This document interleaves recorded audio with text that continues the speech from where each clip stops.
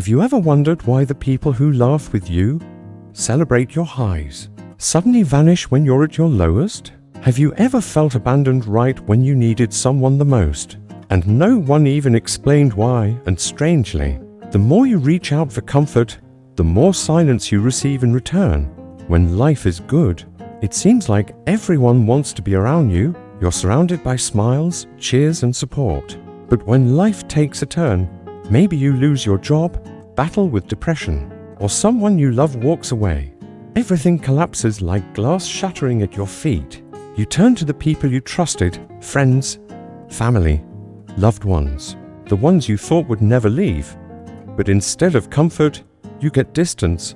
No more messages, no more calls, just absence. You tried to open up. You hoped someone would understand. But all you got was silence. No warmth, no presence. Just the cold realization that you're now alone in a room that used to be full. You may think, they betrayed me, and yes, that pain is real. But what if I told you, it's not really about you? Carl Jung once said, loneliness does not come from having no people around you, but from being unable to share things that matter. And that's what hurts most. Not just that they left, but that they left right when you needed someone who understood, someone to sit with you through the storm, to hear you, to say I'm here. But instead, people avoid you because your pain makes them uncomfortable. They disappear because they don't know what to say. They grow cold because they only love the bright version of you, not the broken one. So why does this happen? Is it selfishness, fear, or is it something deeper? A truth Carl Jung once uncovered? Stay with me, because once you understand this, you'll never see your relationships the same way again. Reason number 1. When you're struggling, you become a mirror of their own fears. Your pain, emotional, mental, or financial, doesn't just make people see you, it makes them see themselves, their hidden insecurities, their suppressed fears, and that terrifies them. Carl Jung called it projection, when people unconsciously place their own buried fears onto others. Have you noticed how some people pull away right when you need them most? It's not always because they don't care. It's not always because they're selfish. Sometimes you reflect the parts of themselves they're running from. We saw how your pain can mirror the hidden fears of others, and that's often why they walk away. But now, let's go even deeper, to a truth that's even harder to face. Carl Jung once said, the most terrifying thing is to accept oneself completely. Many people spend their whole lives running from themselves. They bury their insecurities under layers of distraction, social media, work, endless relationships, just to avoid facing what truly scares them. But when you're broken, when you're struggling, your pain becomes a spotlight on everything they've tried to keep in the dark. Your suffering reminds them of their own vulnerability. Your setbacks force them to face their own fears. And for many, that's too much to handle. So they pull away. Not because of you, but because of what you represent. Imagine this. You've always been the strong one, the rock in your friend group, the one everyone turns to for advice, support, and encouragement. But then life hits hard. You lose your job, go through a painful breakup, or fall into a deep emotional slump. Suddenly, you're the one who needs help. You reach out, hoping for support, but instead you're met with distance. That close friend, the one who once leaned on you, starts saying things like, I've just been super busy lately. You'll figure it out. Just stay positive. You hear it. You feel it. They're slipping away. Why? Because seeing you in pain stirs up their own suppressed struggles. The job they hate, the unhappy relationship they're pretending is okay, the emotions they've buried for years. Helping you would mean acknowledging their own cracks, and that terrifies them. Jung believed that when people see in others what they cannot accept in themselves, they either admire it or run from it. Everything that irritates us about others can lead us to an understanding of ourselves. If someone fears emotional vulnerability, they'll avoid those who show it. If someone fears failure, they'll distance themselves from those going through it. If someone fears rejection, they'll leave before they have to face it themselves. Imagine You're in a romantic relationship. Everything's great when life is smooth, you're thriving, confident, full of joy. But then, life hits. You lose someone. You fall into depression. You hit a wall. At first, your partner tries to support you. But soon you notice the shift. Less patience, less affection. Conversations feel forced. They check in less and then, eventually, they leave. Not because they didn't love you, but because your pain awakened something inside them they weren't ready to face. We explored how someone may leave not out of hate, but because your pain forces them to face what they're not ready to deal with. And now we go deeper into the heart of emotional avoidance. Maybe they grew up in a home where emotions were dismissed. Maybe they never learned how to sit with discomfort. Maybe they fear losing control over their own carefully constructed life. So instead of sitting with difficult emotions, they run. And in running from themselves, they run from you. Here's how you handle it. 1. Don't take it personally. When people walk away, it's often more about their own fears than it is about you. 2. Recognize rejection. Ask yourself, what part of my struggle might be triggering something unresolved in them? 3. Surround yourself with people who have done inner work. Those who face their own darkness won't be afraid of yours. 4. Treat these moments as a filter. When people leave during your lowest points, you're not losing them, you're finally seeing them for who they are. Now, reason number 2, people want the good times version of you. Let's be honest, most people are not in your life because they love you unconditionally. They're there for your energy, your light, your status, your success. They love the version of you that lifts them up. They love the version of you that doesn't ask for anything in return. But when all of that fades away, when all you have is your pain and your brokenness, many people realize they were never truly in it for you. They were there for the benefits of being around you. And the moment you become a burden, the moment your presence no longer adds to their comfort, they begin to disappear. Because let's be real, most friendships and relationships are built on convenience, not loyalty. And when you're no longer convenient, they leave. Carl Jung said, "We meet ourselves time and again in 1,000 disguises on the path of life." People are drawn to others who reflect something they want: happiness, excitement, distraction, validation. And this is where relationships get tricky. Imagine you've always been the strong one, the fun one, the one others turn to when they need energy, laughs, or inspiration. But life throws you a curveball. Suddenly, you're not the one who gives anymore, you're the one who needs.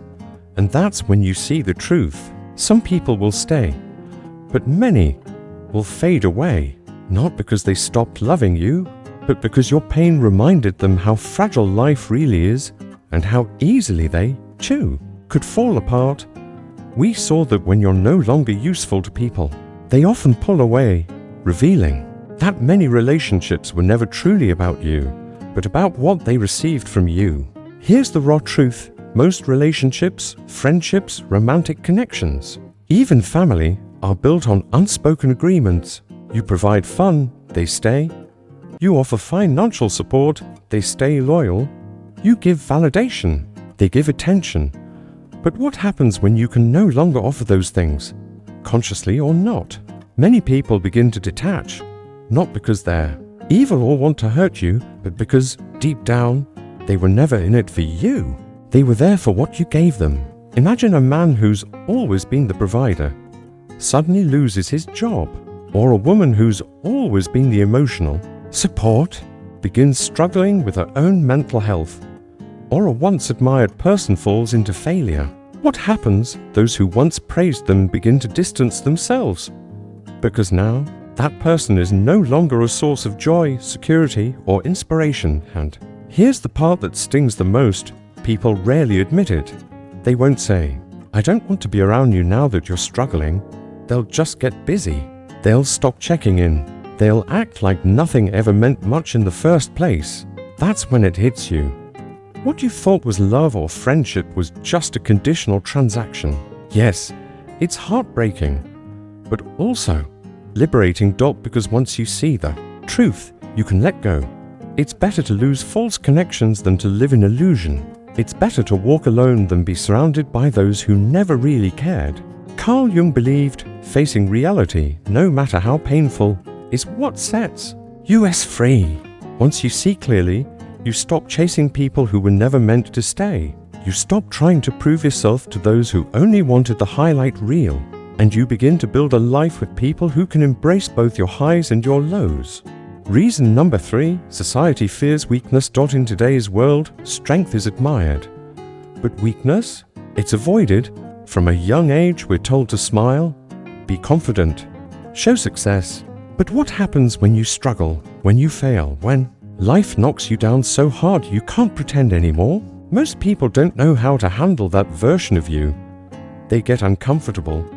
They look away. They quietly fade from your life. Why? Because society teaches us that weakness is contagious. People avoid it. They treat those who are struggling like they carry something to be feared.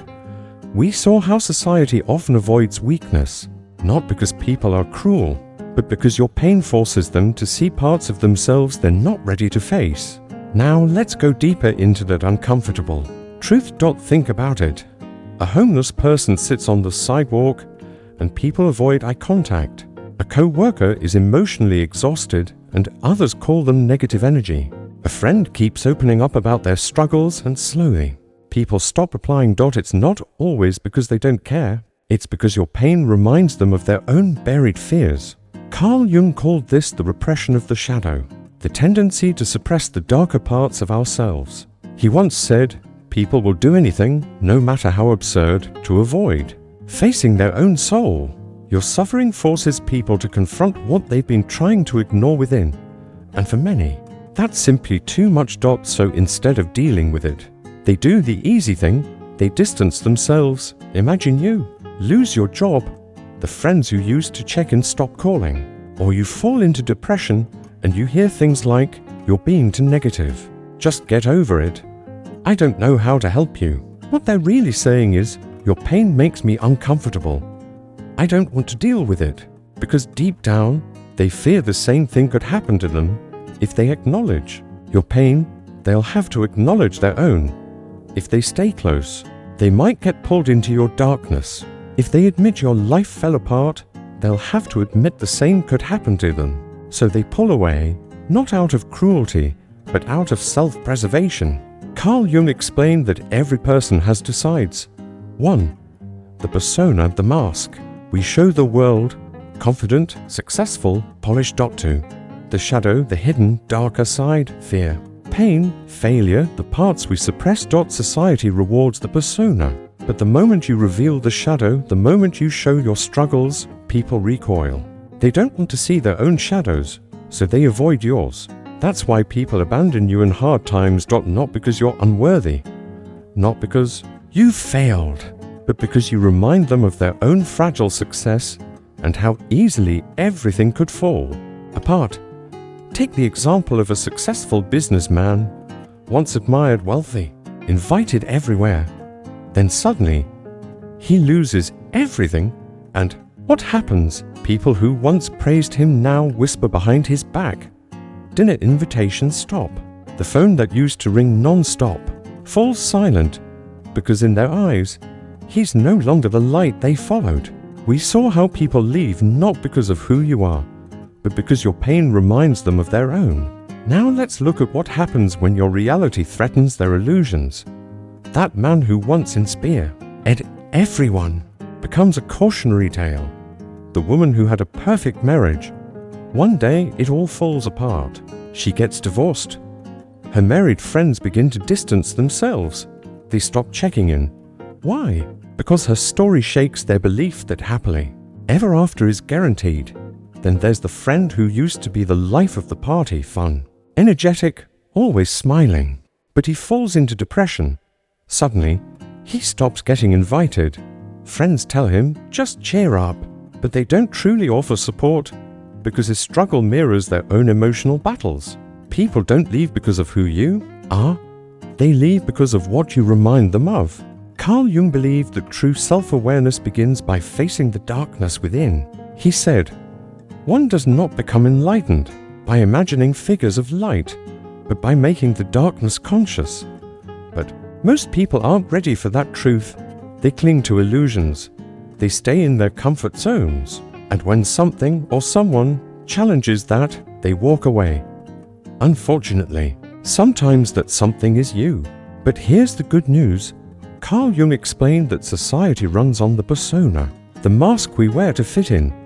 The persona is that which we are not, but which ourselves and others think we are. People love the version of you that's strong, composed, and successful, because that version fits their expectations. But when you drop the mask, when you're vulnerable, lost, or broken, you disrupt the image they've built of you.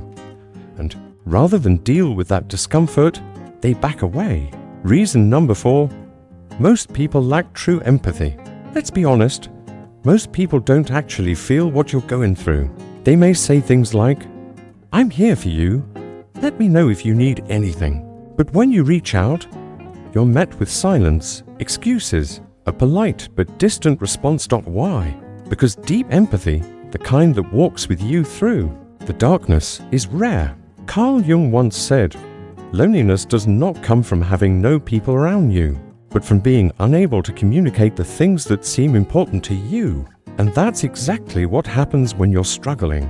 You try to express your pain, your fear, your confusion, but most people can't comprehend it. Not because they're evil, not because they're selfish, but because they've never faced their own darkness. And empathy, true empathy, requires that. We uncovered that true empathy is rare, not because people don't care, but because they've never faced their own darkness. Now, let's explore what that really means. Picture this: you're drowning in heartbreak after a brutal breakup. Your emotions are raw. Your thoughts are spinning. All you want is for someone to understand. But instead, you hear, "You'll get over it. Plenty of fish in the sea. Just stay positive." Those aren't words of comfort. They're defense mechanisms. Because for someone who has never experienced deep emotional pain, sitting with yours is unbearably uncomfortable. The truth is, most people don't know how to hold space for someone else's suffering. If they've buried their own pain under distractions, fake positivity, or avoidance, then your pain feels like a threat. It forces them to feel something they've worked hard to suppress. There's a huge difference between empathy and pity. Pity is shallow. It's "I feel bad for you" before moving on. Empathy, on the other hand, requires effort, patience, and presence. Think about grief. If you've ever lost someone close, you know this feeling. You can tell the difference between those who truly understand and those who just feel obligated to say something. Empathetic people don't rush to fix you. They don't slap a happy label on your pain. They sit beside you in the dark, without judgment, discomfort, or the need to escape. But those people are rare. Most avoid deep feelings, even their own. We live in a world where real emotions make people uncomfortable. You're sad? Cheer up. You're angry? You're overreacting. You're depressed? You're just being negative. Because most people don't know how to handle their own emotions, they can't handle yours either. Carl Jung believed that people go through life wearing masks, hiding their real thoughts, fears, and pain behind socially acceptable behavior. He wrote, "People will do anything, no matter how absurd, to avoid facing their own souls. So if they're avoiding their own pain, what do you think happens when they see yours? They withdraw. They minimize it, and sometimes they vanish." Here's your reality check when you hit rock bottom. Expect to stand alone. It's a harsh truth, but one you need to hear, because it's in those moments when you have nothing left to give that you finally see who truly understands you and who was only there for the easy version of you. Many will fail that test, not out of hatred, not out of cruelty, but because deep connection requires a deep heart. We learned that hardship acts as life's greatest filter, revealing who stays and who was never truly there. Now, let's explore that truth more deeply. Reason number 5, struggle reveals who really cares.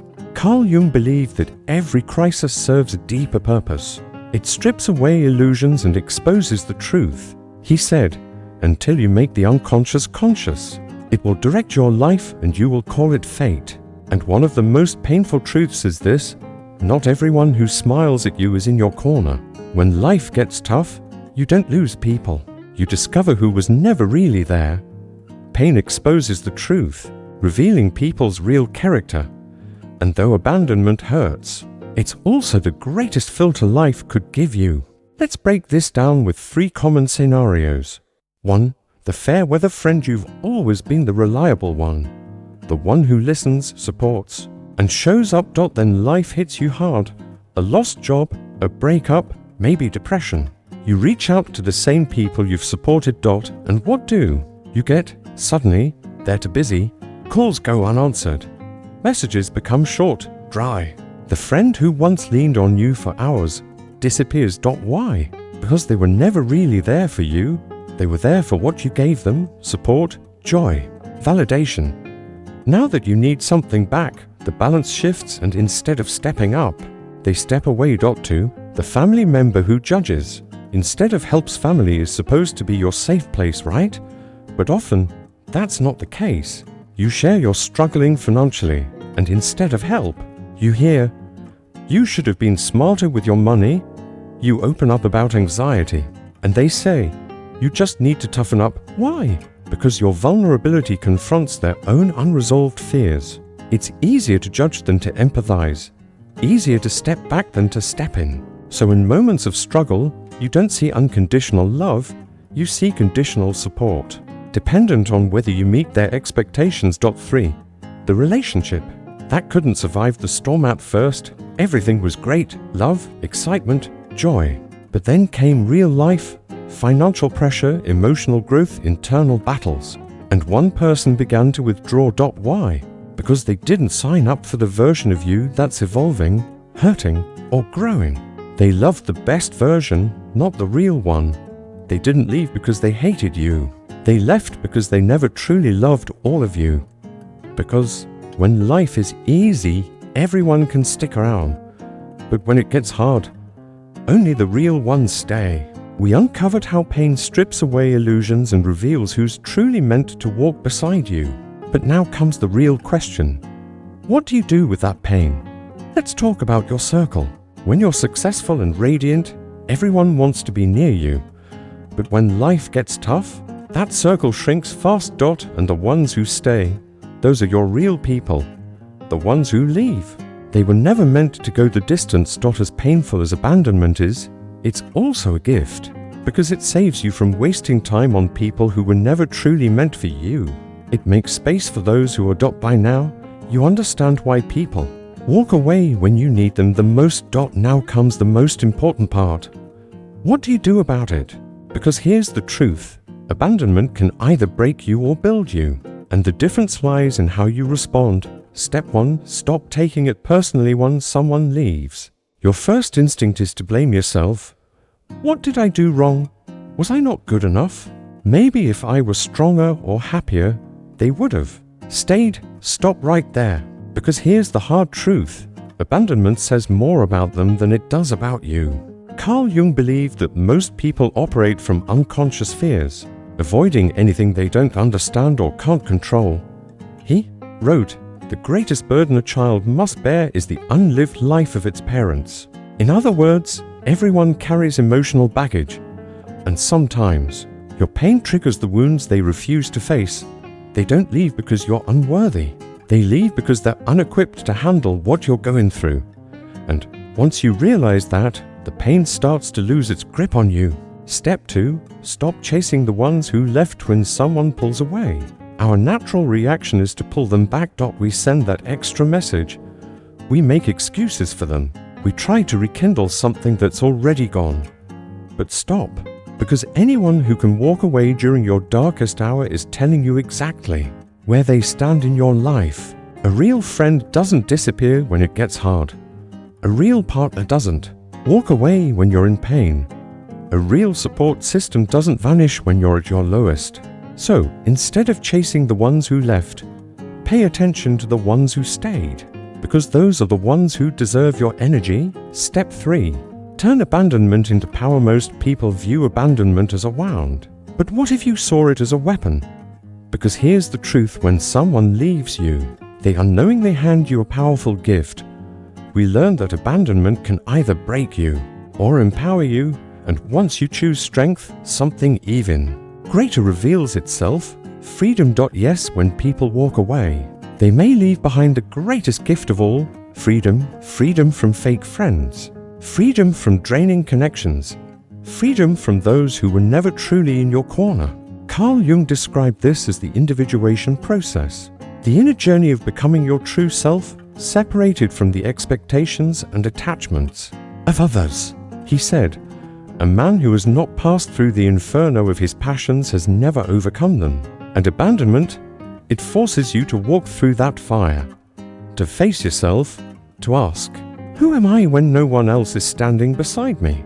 And when you walk through it, you stop seeking validation from the people who left, because you finally realize your worth was never tied to their presence. Step 4. Build a circle of true loyalty. Know that you've let go of those who were never meant for you. It's time to attract the ones who are. But here's the truth: you don't find loyal people by searching for them. You attract them by becoming the kind of person who values and expects loyalty. Set strong boundaries. Pay close attention to how people treat you during hard times. Invest in those who invest in you, and most importantly, be the kind of person you wish others were to you. The stronger you become, the less tolerance you'll have for relationships that are conditional and weak. And yes, abandonment hurts. It cuts deep. It leaves scars. But those scars, they're proof that you survived. Now you have a choice: remain wounded or rise stronger. Because once you truly understand why people leave, you stop fearing it. And when you stop fearing abandonment, you become unstoppable. Before we wrap up, let me ask you, have you ever been abandoned when you needed someone most? How did you get through it? Drop a comment below. I read every single one. And if this message resonated with you, don't forget to subscribe and share, because here, we speak the truths no one else will tell you. See you in the next one.